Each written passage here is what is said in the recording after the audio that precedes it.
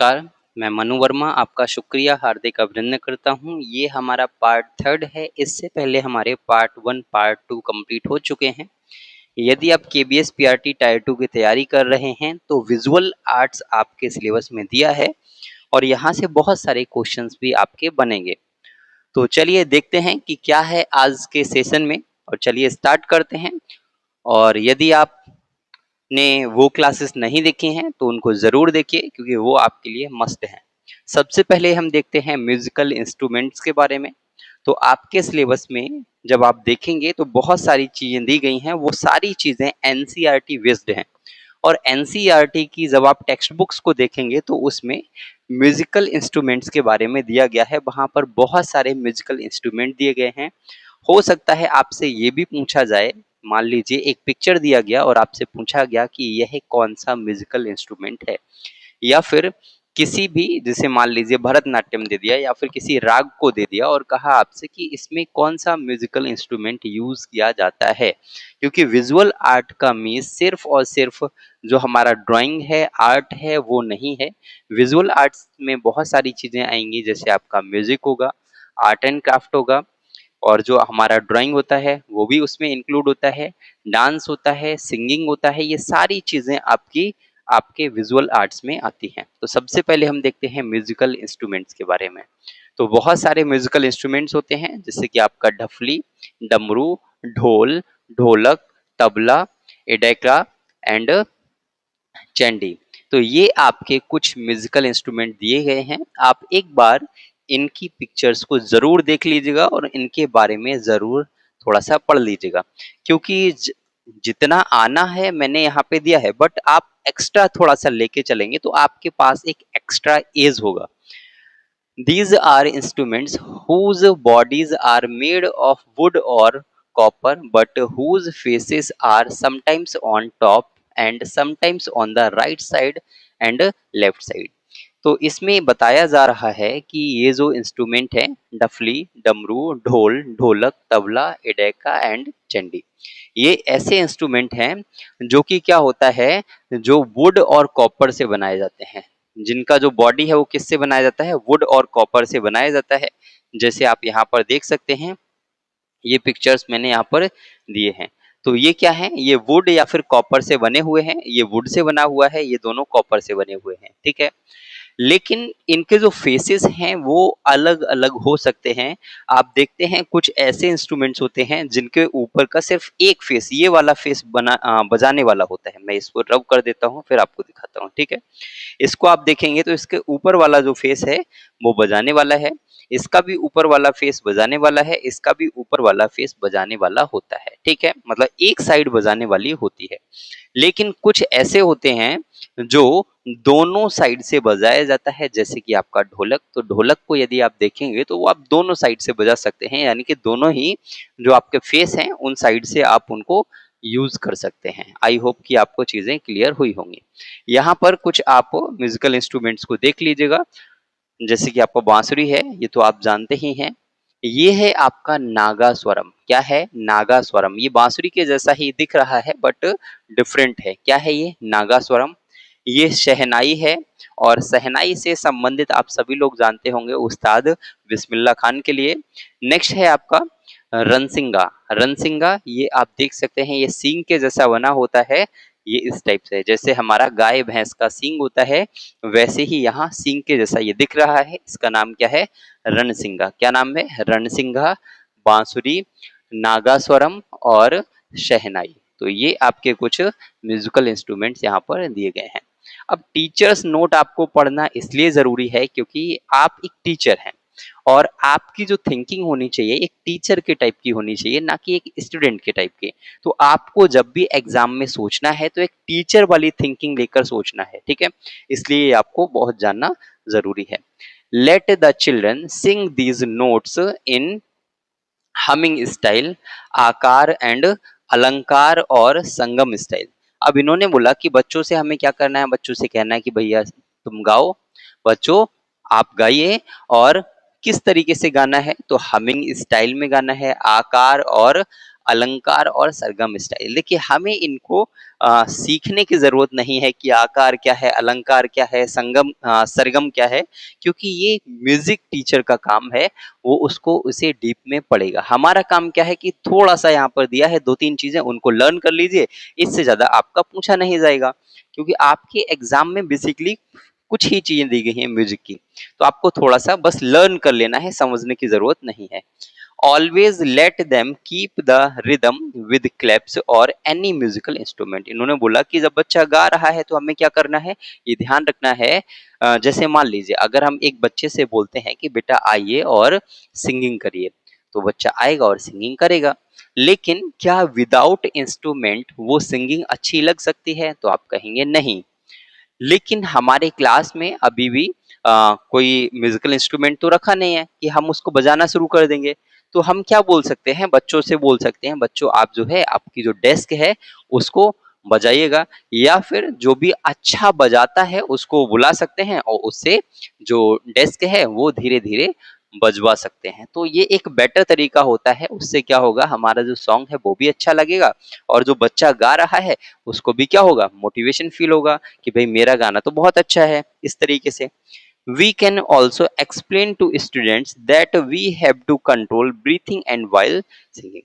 इन्होंने कहा कि हमें ये भी एक्सप्लेन करना चाहिए कि जब आप सिंगिंग कर रहे हैं तो जो ब्रीथिंग है उसका मेन इंपॉर्टेंट रोल होता है कि आपको कब ब्रीथिंग करनी है और कब ब्रीथिंग नहीं करनी है, कब आपको जो साउंड है वो लाउड करना है, कब स्लो करना है, इसका ध्यान आपके लिए होना चाहिए। तो ये आपका टीचर्स नोट था, तो इसको जरूर याद रखिए।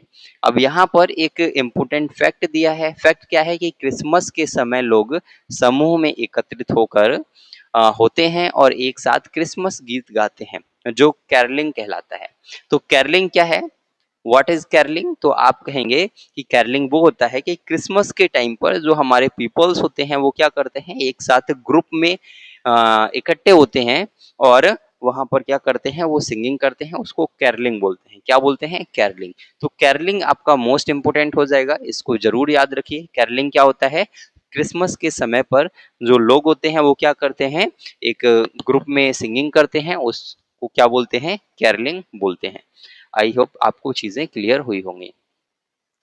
नेक्स्ट ये आप देख सकते हैं, नेक्स्ट आता है हमारा मूवमेंट एंड डांस। अभी तक हम जो सिंगिंग वाला पार्ट था उसको कर रहे थे, क्योंकि आप अगर विजुअल आर्ट्स की क्लासेस देखेंगे तो वन बाय वन सारी चीजें सीक्वेंस वाइज आ रही हैं। तो नेक्स्ट हमारा आता है movement and dance.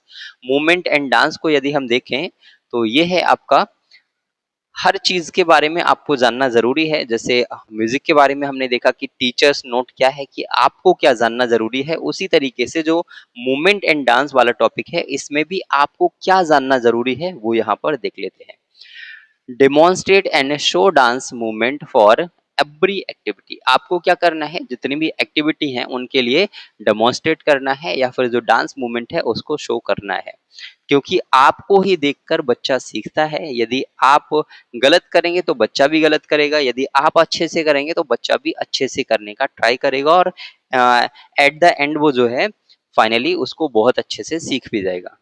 Keep recorded sound with beats of different rhythms and simple songs handy for every class। अब इन्होंने बोला कीप रिकॉर्डेड साउंड, हमें रिकॉर्डेड साउंड को रखना चाहिए, and with beats of different rhythms और सिंपल सॉन्ग। जो different rhythms हैं, जो सिंपल सॉन्ग्स हैं, उनको रिकॉर्ड करके जरूर रखना चाहिए। Handy for every class, her class के लिए इसका एक कलेक्शन होना चाहिए।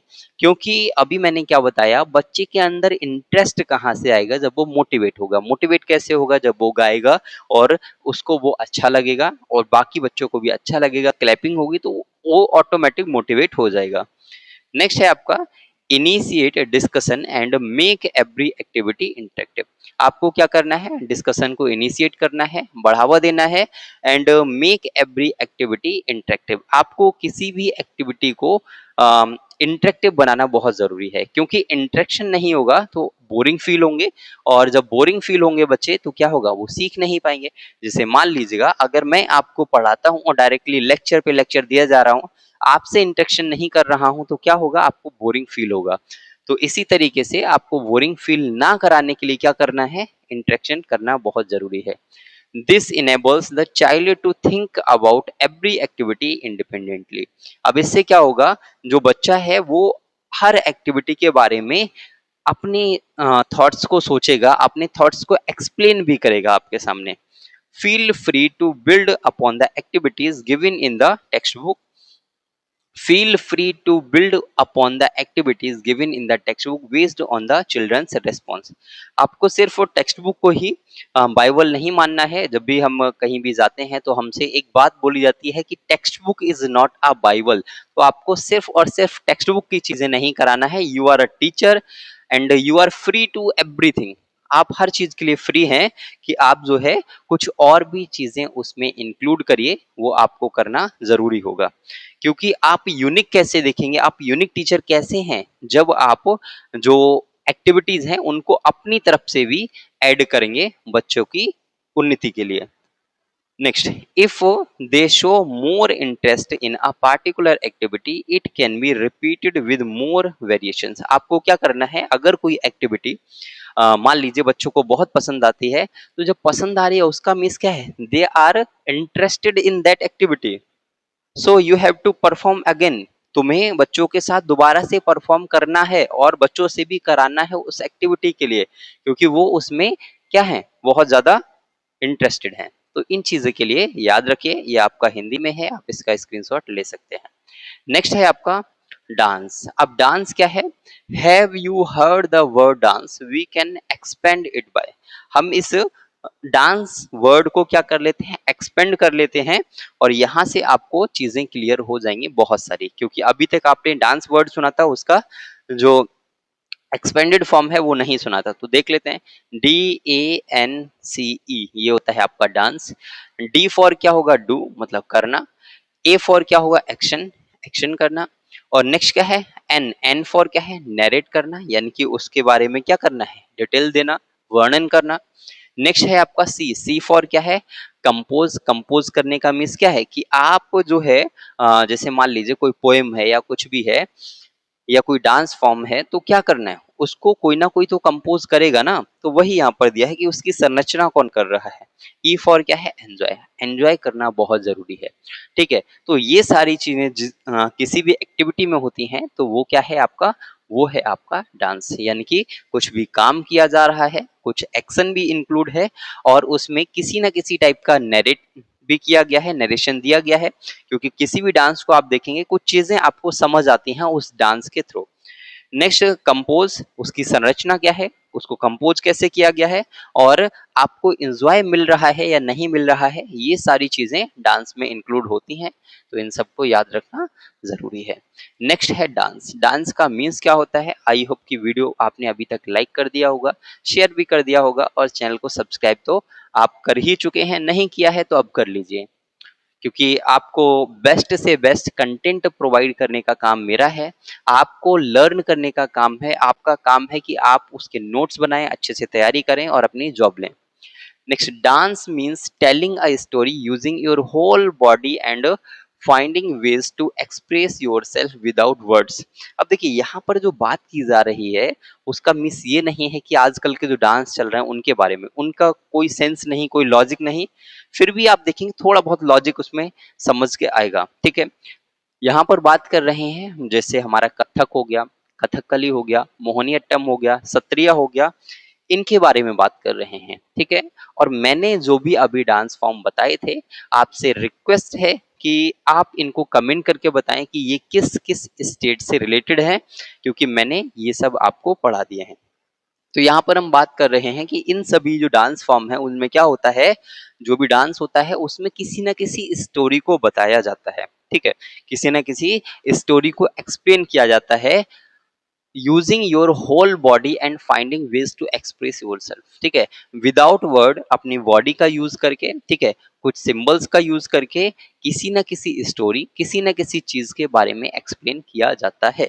ठीक है, जैसे आप देखते हैं कुछ डांस होते हैं वो कैसे होंगे, जो आपके सैड सॉन्ग होते हैं उन पर भी डांस होता है। ठीक है, उन पर भी डांस होता है, एक्ट करते हैं वो लोग। और कुछ होते हैं आपके जो जॉयफुली सॉन्ग्स होते हैं, तो दोनों में डिफरेंस समझ आता है, दोनों में स्टोरी समझ आती है कि ये जो है वो हैप्पीनेस को शो कर रहा है, ये सैडनेस को शो कर रहा है। Next, It also expresses day-to-day activities in a stylish and artistic manner. इसमें किसी भी डे टू डे एक्टिविटी को भी स्टाइलिश एंड आर्टिस्टिक मैनर में शो किया जा सकता है. Dance can be filled with lots of new things where each individual can come up with new ideas and moments. अब ऐसा तो नहीं होता डांस में कि आपको जो है जो दिया गया है आपको वही करना है, नहीं, आप अपने कुछ स्टेप्स भी उसमें ऐड कर सकते हैं. ठीक है, तो वो क्या है, वो आपका जो इंडिविजुअल चीजें हैं वो आप उसमें ऐड कर सकते हैं, अपने न्यू आइडियाज न्यू मूवमेंट्स को उसमें ऐड कर सकते हैं. तो ये सारी चीजें आपके लिए बहुत इंपॉर्टेंट होंगे. नेक्स्ट आता है आपका ऑर्केस्ट्रा. अब ऑर्केस्ट्रा यदि आपने देखा हो तो कमेंट करके बताइए कि क्या आपने कभी ऑर्केस्ट्रा को देखा है. When a group of musicians play various musical instruments together and make music together, it is called an orchestra. ये बहुत सिंपल है. जैसे मान लीजिए एक ग्रुप ऑफ म्यूजिशियन बैठा हुआ है, ठीक है, एक व्यक्ति यहाँ बैठा है, एक यहाँ बैठा है, एक यहाँ, एक यहाँ, मान लीजिए 4 या 5 व्यक्ति मान लीजिए यहाँ पर बैठे हुए हैं, ये सभी म्यूजिशियन है. अब म्यूजिशियन है तो उनके पास क्या होगा, कोई ना कोई म्यूजिकल इंस्ट्रूमेंट होगा. मान लीजिए इसके पास ये वाला है, इसके पास ये है, इसके पास ये है, इसके पास ये वाला है और इसके पास ये वाला म्यूजिकल इंस्ट्रूमेंट है. तो यहाँ पर क्या है, ये सारे लोग जो हैं म्यूजिशियन है और ये म्यूजिशियन अलग अलग क्या है, बहुत सारे म्यूजिकल इंस्ट्रूमेंट्स को लिए बैठे हैं. तो ये पूरा जो ग्रुप है वो क्या कहलाएगा, ये पूरा जो ग्रुप है वो कहलाएगा आपका orchestra. Is that clear? I think आपको समझ आया होगा. तो ये था हमारा आज का सेशन. वीडियो अच्छी लगी तो वीडियो को लाइक कर दीजिएगा, शेयर कर दीजिएगा और चैनल को सब्सक्राइब कर लीजिए. कोई भी डाउट है, कोई भी प्रॉब्लम है तो आप कमेंट बॉक्स में कमेंट कर दीजिए, आपको उसका सॉल्यूशन जल्द से जल्द दे दिया जाएगा.